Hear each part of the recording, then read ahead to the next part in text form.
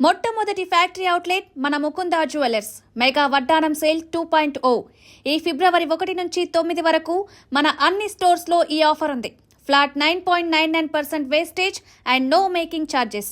మన Mukunda jewellers KPHB, Kothapet, Khammam, Somajiguda, Hanamkonda, Suchitra అన్ని branches కు ఈ ఆఫర్ వర్తిస్తుంది. Don't miss out. తెలంగాణలో ఏ క్షణమైన పంచాయతీ ఎన్నికల షెడ్యూల్ విడుదల కావచ్చని గత కొన్ని రోజులుగా వార్తలు వస్తున్న వేళ తాజాగా మంత్రి పొంగులేటి శ్రీనివాసరెడ్డి కీలక వ్యాఖ్యలు చేశారు. ఫిబ్రవరి 15వ తేదీలోపే పంచాయతీ ఎన్నికల తేదీలు రానున్నాయనే సంకేతాలు ఇచ్చారు. ఆదివారం ఖమ్మం జిల్లాలో పర్యటించిన మంత్రి పొంగులేటి ఎన్నికలు వస్తున్నాయి జాగ్రత్త అంటూ హస్తం పార్టీ కార్యకర్తలను అప్రమత్తం చేశారు. దీంతో పంచాయతీ ఎన్నికల షెడ్యూల్ త్వరలోనే వెలువడే అవకాశాలు మెండుగా ఉన్నాయని అర్థమవుతోంది.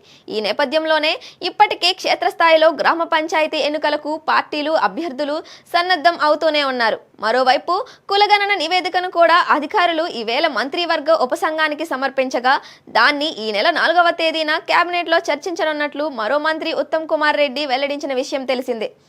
అదే రోజున లేకపోతే ఈ నెల 5వ తేదీన ప్రత్యేక అసెంబ్లీ సమావేశాలు ఏర్పాటు చేసే కులగణన నివేదికను సభ ముందుకు తీసుకువస్తామని ప్రకటించారు. ఇప్పటికైతే రాష్ట్రంలో పంచాయతీ ఎన్నికల రిజర్వేషన్లు ఖరారు చేయాలంటే కులగణన తర్వాతే అని ఇప్పటికే ప్రభుత్వం తేల్చి చెప్పిన నేపథ్యంలో ఇప్పుడు ఆ కులగణన కూడా కొలిక్కి రావడంతో పంచాయతీ రిజర్వేషన్లకు మార్గం సుగమం అయింది. బీసీ రిజర్వేషన్ల పెంపుపై అసెంబ్లీలో తీర్మానం చేసి దాన్ని కేంద్ర ప్రభుత్వానికి పంపించే అవకాశాలు ఉన్నట్లు ప్రభుత్వ వర్గాలు చెబుతున్నాయి.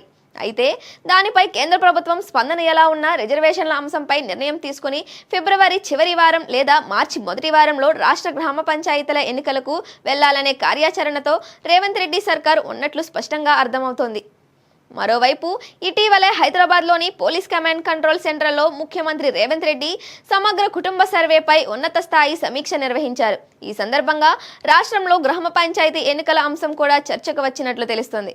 అయితే పంచాయతీ ఎన్నికలకు సన్నద్ధంగా ఉంటామంటూ పంచాయతీరాజ్ రాష్ట్ర ఎన్నికల సంఘం అధికారులు ముఖ్యమంత్రికి తెలిపినట్లు సమాచారం.